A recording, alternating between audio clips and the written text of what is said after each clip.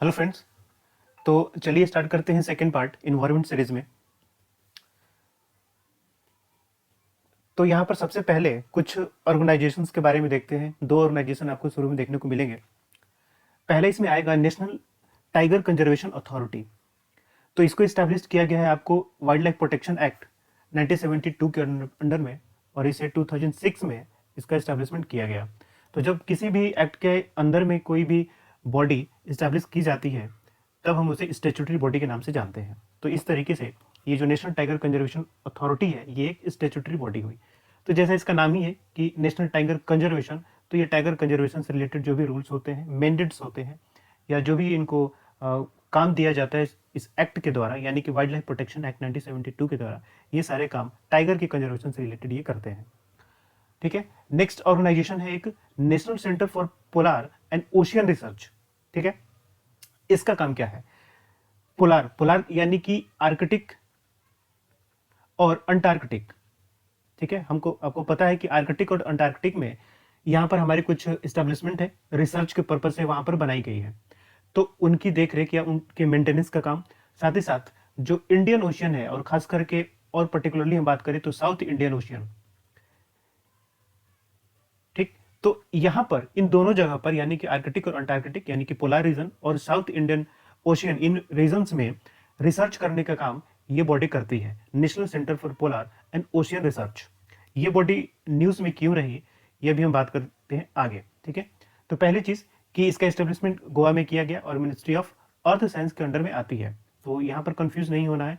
कभी कभी यहाँ पर कंफ्यूजन हो सकती है कि शायद ये मिनिस्ट्री ऑफ इन्वायरमेंट के अंडर में आती होगी, लेकिन यहाँ पर ऐसा नहीं है। तो मिनिस्ट्री ऑफ अर्थ साइंस के अंडर में ही आएगी। यह एक आमरी आइस सेल्फ, ये आइस ये आइस का ये बड़े बड़े ग्लेशियर्स, ये आइस का बहुत बड़ा ग्लेशियर है जो आपको अंटार्कटिका में मिलता है। ये दोनों चीज एक दूसरे से जुड़े हुए हैं, 2 और 3। ठीक है। 2 और 3 कैसे? क्योंकि आप देखेंगे लॉकडाउन के टाइम पर ये जो ऑर्गेनाइजेशन है national centre for polar and ocean research, इसने कहा कि अंटार्कटिका में जो आमरी आइस सेल्फ है ये करीब 24% इसका साइज बढ़ने वाला है। ठीक है। यानी कि इसका साइज 24% बढ़ जाएगा। तो इस वजह से ये ऑर्गेनाइजेशन न्यूज में रहा और इसने इस आमरी आइस सेल्फ की बात की जो कि अंटार्कटिका है, तो ये न्यूज में रहा। तो दोनों को जानना जरूरी है। नेक्स्ट देखते हैं बायोलॉजिकल डाइवर्सिटी से रिलेटेड कुछ ये आपको कन्वेंशन है एंड इससे रिलेटेड कुछ प्रोटोकॉल्स जो बाद में बनाए गए। तो आपको पता है कि CBD, जिसको हम कन्वेंशन ऑफ बायोलॉजिकल डाइवर्सिटी के नाम से जानते हैं, ये आपको कन्वेंशन 1992 यानी कि जो अर्थ समिट हुआ था रियो डी जेनेरियो में, ये उस समय ही कन्वेंशन ऑफ बायोलॉजिकल डाइवर्सिटी को भी लाया गया था। ठीक है। इसे हम इन्वायरमेंट वाले सेक्शन में भी पढ़ चुके हैं, जब हमने इन्वायरमेंट की पूरी सीरीज की थी अपने चैनल पे, वहां पर भी इसको हमने कवर किया हुआ है। तो इस कन्वेंशन ऑफ बायोलॉजिकल डाइवर्सिटी को सही तरीके से इंप्लीमेंट करने के लिए कुछ सब्सिक्वेंट या सप्लीमेंट प्रोटोकॉल्स भी लाए गए हैं। जैसे कि एक नगोया प्रोटोकॉल है जो कि 2010 में लाया गया था। इसके बारे में भी हम पीछे की कुछ पीपीटीज में थोड़ा बहुत पढ़ चुके हैं, खास करके पॉलिटी वाले सेक्शन में हमने नगोया प्रोटोकॉल के बारे में भी पढ़ा था। क्योंकि आपको पता है कि 2020 को सुपर ईयर ऑफ बायोडाइवर्सिटी मनाने का डिसीजन लिया गया। तो क्यों ऐसा लिया गया? क्योंकि जो नगोया प्रोटोकॉल था उसके तहत में जो आईची टारगेट्स डिसाइड किए गए थे उनको 2011 से लेकर 2020 तक इंप्लीमेंट करना था, और 2020 इस टारगेट का लास्ट ईयर था। इस वजह से 2020 को सुपर ईयर ऑफ बायोडाइवर्सिटी के तौर पर भी डिक्लेयर किया गया। ठीक है। तो नगोया प्रोटोकॉल वही है जहां पर COP10 यानी कॉन्फ्रेंस ऑफ पार्टीज 10 की मीटिंग हुई थी 2010 में, और इसके अंडर में कुछ 20 टारगेट्स को बनाया गया था। ठीक है। तो उसी में एक था on access and benefit sharing, Nagoya protocol. तो एक्सेस एंड बेनिफिट शेयरिंग का मतलब ये हुआ कि जो भी जेनेटिक रिसोर्सेज हैं, यानी हमारे रिसोर्सेज, उनका जो यूज है और उनके यूज से जो हमें बेनिफिट होता है वो सभी लोगों तक इक्वली उसका शेयरिंग होना चाहिए या उसका हिस्सा पहुंचना चाहिए। ये नहीं कि एक पर्टिकुलर कम्युनिटी या कोई पर्टिकुलर सेक्शन ही सिर्फ उसके बेनिफिट को रख पाए। ठीक है। तो यहाँ पर नगोया प्रोटोकॉल में कहा गया। फिर एक दोबारा प्रोटोकॉल यहाँ पर लाया जाता है, Cartagena protocol on bio safety. तो ध्यान रखिएगा ये बायो सेफ्टी से रिलेटेड है। कुछ इस तरीके का एक क्वेश्चन आपको प्रीलिम्स 2020 में भी आया हुआ है, जहां पर कुछ और प्रोटोकॉल्स की बात की गई है। एक्चुअली मुझे जहां तक याद है वो मैच करने वाला वो क्वेश्चन था 2020 में, जहाँ पर कुछ प्रोटोकॉल्स और उसके सामने वो किस लिए लाए गए हैं उनकी बात की गई थी, या प्रोटोकॉल्स थे या कन्वेंशन थे इस तरीके के। तो ये याद रखना आपको, Nagoya protocol access and benefit sharing के लिए, कार्टाजेना प्रोटोकॉल बायोसेफ्टी के लिए। तो कैसी बायोसेफ्टी? जो लिविंग मॉडिफाइड ऑर्गेनिजम्स होते हैं उनकी हैंडलिंग, उनके ट्रांसपोर्ट और उनको किस तरीके से यूज किया जाना चाहिए, ये सारे रूल्स आपको कार्टाजेना प्रोटोकॉल के द्वारा यहाँ पर बनाए गए हैं। तो लिविंग मॉडिफाइड ऑर्गेनिजम्स होते क्या है? ये मेनली वैसे ऑर्गेनिजम्स होते हैं जिनको मॉडिफाई किया जाता है बाय यूज ऑफ बायोटेक्नोलॉजी।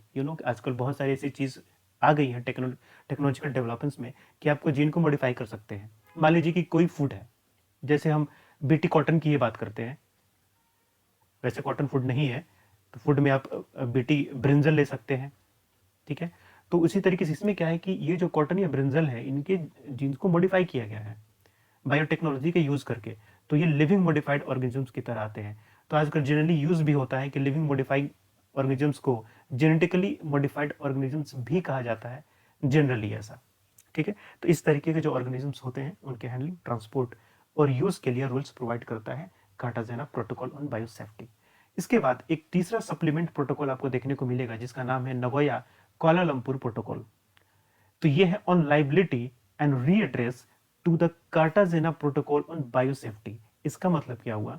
इसका मतलब ये हुआ कि जो कार्टागोना प्रोटोकॉल के अंडर में बायोसेफ्टी की बात की गई है और जो रूल्स बनाए गए हैं, वो रूल्स ये तय करेंगे किसके अंडर में, नोगोया कोलालमपुर प्रोटोकॉल के अंडर में, कि किसकी क्या लाइबिलिटी होगी।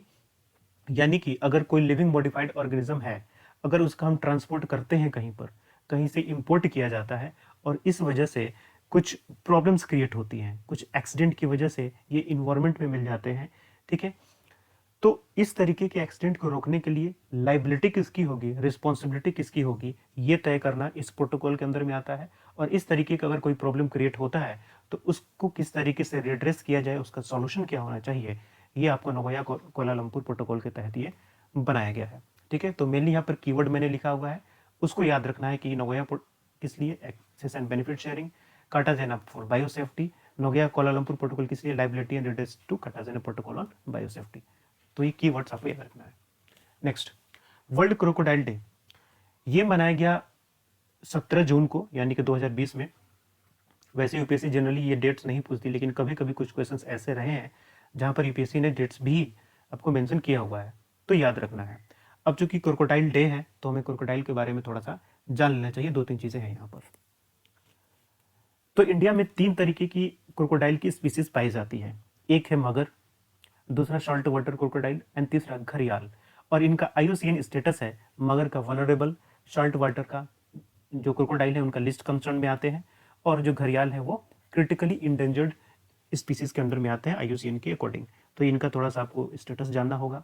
और एक चीज और कि 1975 में क्रोकोडाइल कंजर्वेशन के लिए एक प्रोजेक्ट या स्कीम भी लाई गई इंडिया में, जिसको हम इंडियन क्रोकोडाइल कंजर्वेशन प्रोजेक्ट के नाम से जानते हैं। तो ये कुछ 2-3 चीजें आपको याद रखनी है। इसके बाद कोरल ट्रायंगल एक न्यूज में रहता है। कोरल ट्रायंगल मेनली ये ऐसे जगह है या लोकेशन है वर्ल्ड मैप पर जो कोरल रिच एरियाज हैं, जहां पर बहुत ज्यादा कंसंट्रेशन आपको कोरल्स का मिलता है।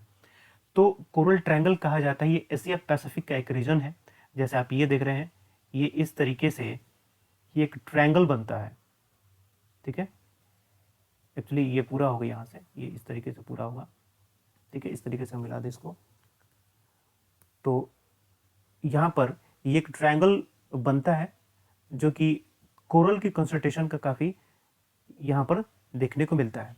तो इसी को हम कहते हैं कोरल ट्रायंगल, क्योंकि कोरल का कंसंट्रेशन यहाँ पर ज्यादा है। तो ये एशिया पैसिफिक वाला रीजन है और इसमें 6 कंट्रीज आती हैं, और इन 6 कंट्रीज के नाम आपको याद रखने हैं। कौन कौन सी कंट्रीज आती हैं यहाँ पर? 6 countries, Indonesia, Malaysia, Philippines, Timor Leste and Papua new Guinea and यहाँ पर सोलोमन आइलैंड्स। तो ये 6 कंट्रीज हैं, आइलैंड कंट्रीज हैं, जो ये मिला कि ये पूरा ट्रायंगल बनाती है, जिसको हम कोरल ट्रायंगल के नाम से जानते हैं। तो 6 कंट्रीज का नाम आप याद रखें। नेक्स्ट चलते हैं ओपियम प्रोड्यूसिंग एरिया। यहाँ पर 2 एरियाज हैं जहां पर ओपियम का ज्यादा प्रोडक्शन किया जाता है। इन 2 एरिया को गोल्डन क्रेसेंट और गोल्डन ट्रायंगल का नाम दिया गया है। ठीक है, तो गोल्डन क्रेसेंट और गोल्डन ट्रायंगल क्या है वर्ल्ड मैप पे वो देखते हैं। ये देखिए, ये है गोल्डन क्रेसेंट, इसके अंडर में आते हैं ईरान, अफगानिस्तान एंड पाकिस्तान। तो ये तीनों कंट्री मिलकर क्या करती है कि क्रेसेंट का शेप बनाती हैं, इस वजह से इनको हम गोल्डन क्रेसेंट कहते हैं। और वहीं एक दूसरा रीजन आपको साउथ ईस्ट एशियन कंट्रीज में मिलेंगे जो ट्रायंगल बनाती हैं। ये म्यांमार हो गया यहाँ पर, ये थाईलैंड हो गया और इधर लाओस हो गया। ठीक है, तो ये क्या करती हैं, ये एक ट्रायंगल बनाती हैं, इस वजह से इनको गोल्डन ट्रायंगल का नाम कहते हैं। तो ये दो लोकेशंस ऐसे हैं, गोल्डन क्रेसेंट और गोल्डन ट्रायंगल, जहाँ पर ओपियम का काफ़ी प्रोडक्शन होता है। ठीक है, तो ये आपको याद रखना है कि दो तरीके के लोकेशन हो गए, और कौन से लोकेशन में, क्रेसेंट में कौन सी कंट्री आएंगी और ट्रायंगल में कौन सी कंट्री आएंगी, ये आपको याद रखना है। नेक्स्ट देखते हैं, सीबेड 2030 प्रोजेक्ट, ये एक स्कीम की तरह है जो लॉन्च किया गया है फॉर ओशियन मैपिंग। ठीक है, जो ओशियन फ्लोर होता है उसकी मैपिंग के लिए ये लॉन्च किया गया। कब लॉन्च किया गया? 2017 में इसको लॉन्च किया गया UN conference, UN ocean conference के समय पर। और इसको इम्प्लीमेंट करने वाली जो एजेंसी है, दो एजेंसी हैं जो एक साथ कोलैब करके इसको इम्प्लीमेंट कर रही हैं सीबेड 2030 के प्रोजेक्ट को, जिसका नाम है, जापान की एक कंपनी ऑर्गेनाइजेशन है जिसको हम निपन फाउंडेशन कहते हैं, और एक दूसरा ऑर्गेनाइजेशन है general mathematic chart of ocean. ये दोनों ऑर्गेनाइजेशंस मिलकर सीबेड 2030 प्रोजेक्ट को इम्प्लीमेंट कर रही हैं। एक कैंपेन इंडिया में लॉन्च किया गया, साल भर 60 कैंपेन, साल भर मतलब होल ईयर, इट इज एक ये हिंदी टर्म है, साल भर 60 कैंपेन। ठीक है, इसको लॉन्च करने वाले लोकल एक्टिविस्ट हैं, ध्यान रखिएगा, गवर्नमेंट के द्वारा इसको लॉन्च नहीं किया गया है, लोकल एक्टिविस्ट ने इसको लॉन्च किया गया है। फिर क्यों लॉन्च किया गया है कि लॉकडाउन खत्म होने के बाद जो एयर पोल्यूशन है उसकी स्थिति सही रहे, यानी कि एयर पोल्यूशन को कम किया जा सके, इसलिए साल भर 60 कैंपेन इसको लॉन्च किया गया। तो इसका ये हैशटैग के साथ है, हैशटैग साल भर 60 कैंपेन। ठीक है, और जिसमें PM 2.5 जो पर्टिकुलेट मैटर है, मेनली इसको टारगेट किया गया है कि इसका कंसंट्रेशन ज़्यादा ना हो पाए। तो ध्यान रखिएगा, गवर्नमेंट ने इसको लॉन्च नहीं किया गया। नेक्स्ट देखते हैं, टाइगर लायन सेंसस हुआ, तो यहाँ पर ब्लॉक काउंट मेथड का यूज किया गया है लायन सेंसस में। ब्लॉक काउंट मेथड क्या होता है? मान लीजिए कोई भी फॉरेस्ट है, इस फॉरेस्ट में कोई भी एक जहाँ एक जगह पॉन्ड हो गया या फिर रिवर हो गया, जहाँ पे लायंस आके अपना वहाँ पर पानी वगैरह पीते हैं। तो यहाँ पर क्या किया जाता है कि मेनली यहाँ पर लोगों को स्टेशन किया जाता है, वहाँ पर लोग रहते हैं और वो ऑब्जर्व करते हैं कि इस पर्टिकुलर पॉन्ड या जो भी वाटर बॉडी है, इस पे कितने लायंस आके पानी पी रहे हैं या फिर वो वाटर का यूज कर रहे हैं। तो डायरेक्ट यहाँ पर साइट सीनिंग के द्वारा यहाँ पर लायन का सेंसस किया जाता है। तो इस मेथड को जब डायरेक्ट साइट सीइंग होती है यहाँ पर, तो उसको हम ब्लॉक काउंट मेथड के नाम से जानते हैं। तो मेनली याद रखना है कि लायन सेंसस में इसका यूज हुआ था। एक वायरस न्यूज में रहा, एक्चुअली ये 2018 का न्यूज है, लेकिन ये बार बार न्यूज में रहता है क्योंकि यहाँ पर अगेन चांसेस रहते हैं कि जो एनिमल्स आप देखेंगे कि जो गिर नेशनल पार्क था या फिर टाइगर रिजर्व था, वहाँ पर करीब 20 से ज़्यादा एक्सोटिक लायंस की डेथ हो गई थी। तो अभी सुप्रीम कोर्ट का जजमेंट भी आया था इसके रिगार्डिंग कि किस तरीके से उनका प्रिजर्वेशन या कंजर्वेशन करना चाहिए। तो इस वजह से ये न्यूज़ में रहता है, जिसका नाम था कैनियन डिस्टेम्पर वायरस। ठीक है, मेनली ये क्या होता है, सिंगल स्ट्रैंडेड RNA होते हैं जो कि पैरामैक्सोवेरिडी फैमिली से बिलोंग करते हैं। पैरामैक्सोवेरिडी फैमिली जो होते हैं, मेनली इससे जो डिजीज होते हैं वो एयरबोर्न डिजीज होते हैं, यानी कि एयर के तरीके से ये ज़्यादा ये फैलते हैं। ठीक है, जो कि इसमें सिंगल स्ट्रैंडेड RNA का यूज़ किया जाता है। सिंगल स्ट्रैंडेड RNA का मतलब ये होता है कि फिर किसी दूसरे टिश्यूज के साथ ये क्या कर सकते हैं, कंबाइन कर सकते हैं। ओके, नाउ एक नया फिनोमिना देखने को मिलता है जिसका नाम है गैनेंडोमॉर्फिज्म। तो गैनेंडोमॉर्फिज्म ये है क्या? ये एक ऐसी फिनोमिना है कि किसी क्रिएचर में दो तरीके के टिश्यूज मिलते हैं, यानी कि यहाँ पर मेल का भी कैरेक्टरिस्टिक्स उसमें मिलेगा और उसमें फीमेल के भी प्रॉपर्टीज मिलेंगे। ठीक है, तो एक बायोलॉजिकल फिनोमिना है जो काफी रेयर मिलता है। तो किसी भी इंडिविजुअल में जब मेल और फीमेल दोनों के कैरेक्टरिस्टिक्स मिलते हैं तब हम उसको कहते हैं गैनेंडोमॉर्फिज्म। ठीक है, मेनली अभी तक जो नॉन फैक्ट्स हैं उसके अकॉर्डिंग ह्यूमन में इस तरीके के कोई फिनोमिना अभी देखने को नहीं मिला जिसको हम गैनेंडोमॉर्फिज्म कहते हैं। ठीक है, बाकी अभी हम जैसे कि ट्रांसजेंडर्स वगैरह का हम बात करते हैं तो वो इस तरीके के फिनोमिना में नहीं आता। ठीक है, तो ये इस तरीके का मतलब ह्यूमन में भी इस तरीके की चीजें भी देखने को नहीं मिली है, लेकिन कुछ क्रिएचर्स हैं जहाँ पर इस तरीके की चीज़ें मिलती हैं, जैसे बर्ड्स में या बटरफ्लाइज है या क्रोटेशियंस हैं। यहाँ पर इन लोगों में कभी कभी इस तरीके की फिनोमिना आपको देखने को मिलती है, लेकिन अभी तक नॉन फैक्ट के अकॉर्डिंग ह्यूमन में इस तरीके का कोई फिनोमिना देखने को नहीं मिला है। तो देखिए यूपीएससी में जो स्टेटमेंट्स आते हैं वहाँ पर ये हो सकते हैं कि एक स्टेटमेंट इस तरीके से हो सकता है कि गाइनेडोमॉर्फिज्म या this type of biological phenomena is not find in human, यानी कि ह्यूमन में नहीं पाया जाता है। तो अब ये नहीं कह सकते हैं कि ह्यूमन में नहीं पाया जाता है, तो ये बात ठीक है कि अभी तक नहीं पाया गया है, दैट मीन्स ये नहीं है कि फ्यूचर में नहीं पाया जा सकता है। तो इस तरीके के जो स्टेटमेंट होते हैं वो जनरली रॉन्ग होते हैं। Next, exotic live species, mainly ये स्पीसीज वो होते हैं जो अपने ओरिजिनल लोकेशन से इनको कहीं दूसरी जगह शिफ्ट कर दिया जाए। मान लीजिए कोई स्पीसीज आपको नॉर्थ अमेरिका या साउथ अमेरिकन कॉन्टिनेंट में मिलती है और वहां से इनको लेके इंडियन सब कॉन्टिनेंट में इनको लगा दिया जाए, या फिर चाहे वो प्लांट भी हो सकती है या फिर कोई एनिमल भी हो सकती है, कोई भी हो सकता है, तो यहाँ पर यूज किया जाए तो इस तरीके के हम स्पीसीज को कहते हैं एक्सोटिक लाइव स्पीसीज। ध्यान रखिएगा कि इस तरीके के स्पीसीज को जब भी हमारे यहाँ इंपोर्ट किया जाता है, तब उस इंपोर्टर को, जो इंपोर्ट करने वाला है, उसको एक नो ऑब्जेक्शन सर्टिफिकेट लेना पड़ता है। किससे? उस पर्टिकुलर स्टेट के जो चीफ वाइल्ड लाइफ वार्डन होते हैं उनसे ये सर्टिफिकेट ऑब्टेन करना पड़ता है, तब वो इस तरीके की स्पीसीज को इंपोर्ट कर सकता है। साथ ही एक और इंपॉर्टेंट चीज कि जो species wild life protection act 1972 के अंडर में कवर किए गए हैं उनका ट्रेड नहीं किया जा सकता, यानी कि उनको यहां से बाहर नहीं भेज सकते, आप एक्सपोर्ट नहीं कर सकते। ठीक है, तो ये काफी इंपॉर्टेंट टर्म है, इसको आप याद रखिएगा।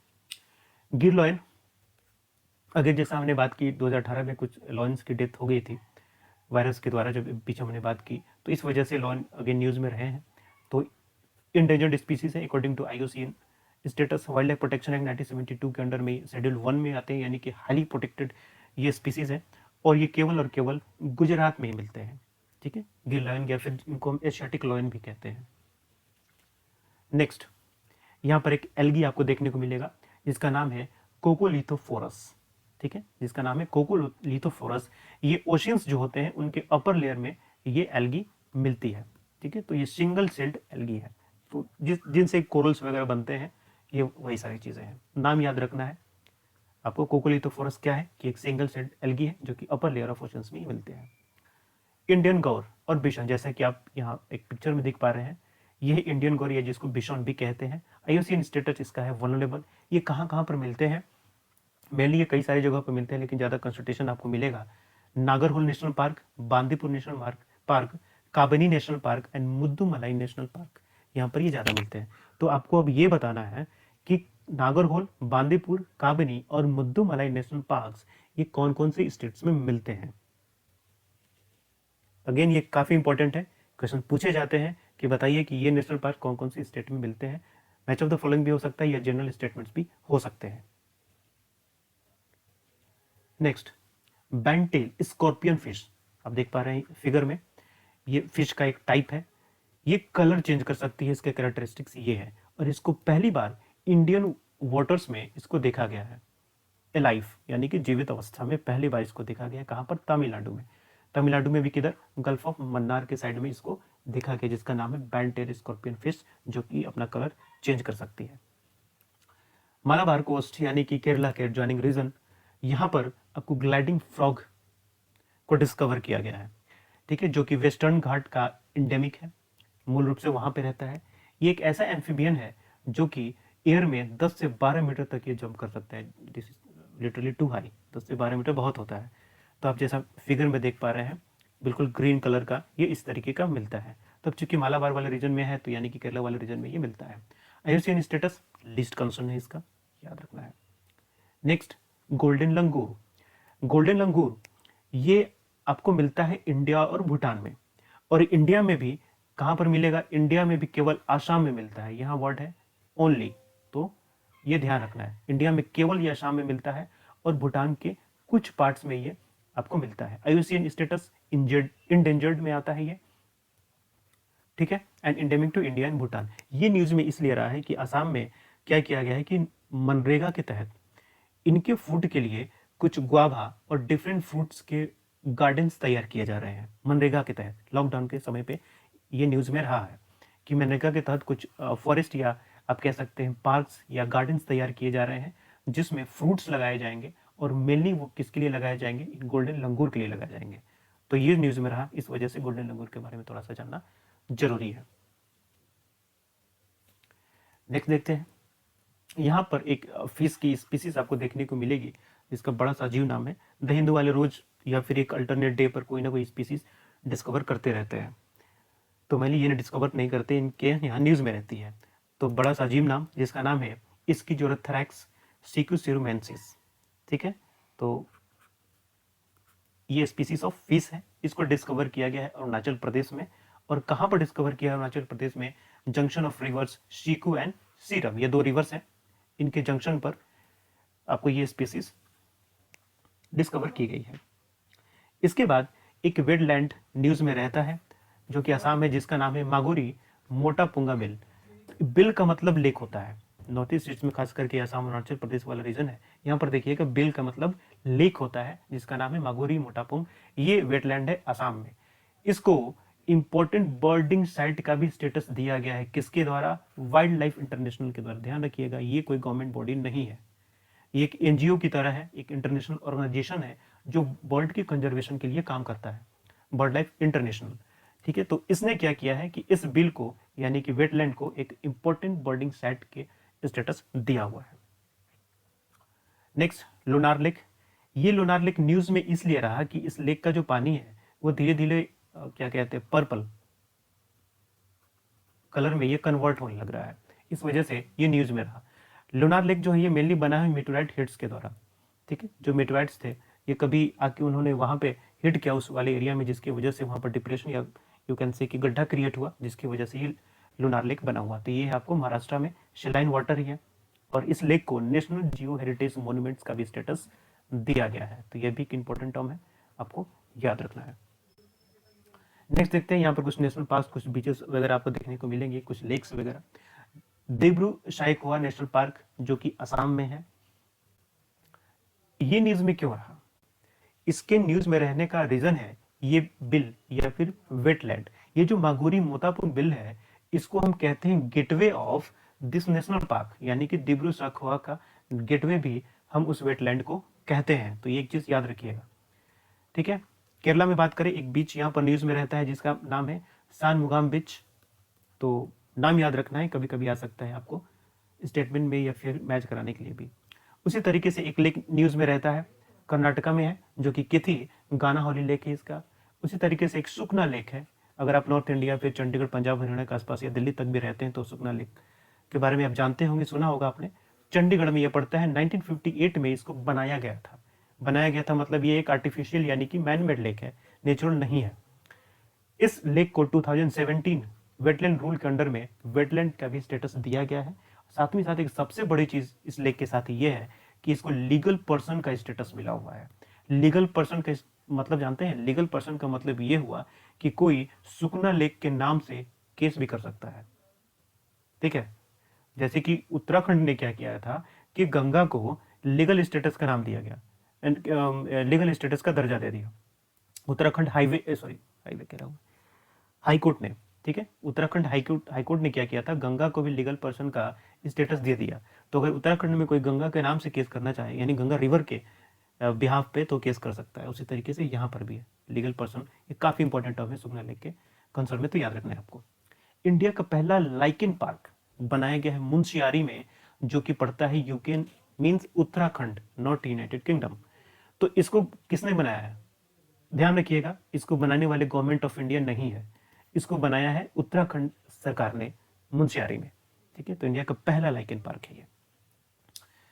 बागजान ऑयल फील्ड जो कि असम में है, ये न्यूज में इसलिए रहता है क्योंकि यहाँ पर अभी आपको फायर यानी कि आग लगी हुई थी इस ऑयल फील्ड में, जिसकी वजह से ये भी पेपर में न्यूज के तौर पे रहा है। तो अगेन आपको याद रखना है कि बागजान ऑयल फील्ड कहाँ पर है, आसाम में है। नेक्स्ट, साइक्लोन निसर्ग जो कि अरबियन सी में आया था, और ये खास करके जो महाराष्ट्र और गुजरात वाला रीजन था इसको हार्डली हिट इसने किया था, या फिर वर्स्ट इफेक्टेड एरियाज थे महाराष्ट्र और गुजरात वाले अरेबियन सी पे। निसर्ग नाम किसने सजेस्ट किया, ये भी याद रखना है कि बांग्लादेश ने निसर्ग नाम को सजेस्ट किया। अब जानते हैं कि जो इंडियन ओशंस में साइक्लोन्स आते हैं उनको नाम सजेस्ट किया जाता है, जो इंडियन ओशन से लगने वाले कंट्रीज हैं, बारी बारी से जब उनका नंबर आता है तो वो नाम सजेस्ट करते हैं। इस बार नंबर था बांग्लादेश का, तो बांग्लादेश ने नाम सजेस्ट किया निशाग्र। ठीक है, चलिए, तो इस तरीके से सेकेंड पार्ट हमारा कंप्लीट होता है। इसको देखते रहिए, 2-3 बार देखिए, चीज़ें याद हो जाएंगी, सुनने से जल्दी याद होता है। इसके बाद मिलते हैं नेक्स्ट पार्ट में दूसरे टॉपिक के साथ। तब तक ये thank you, best of luck.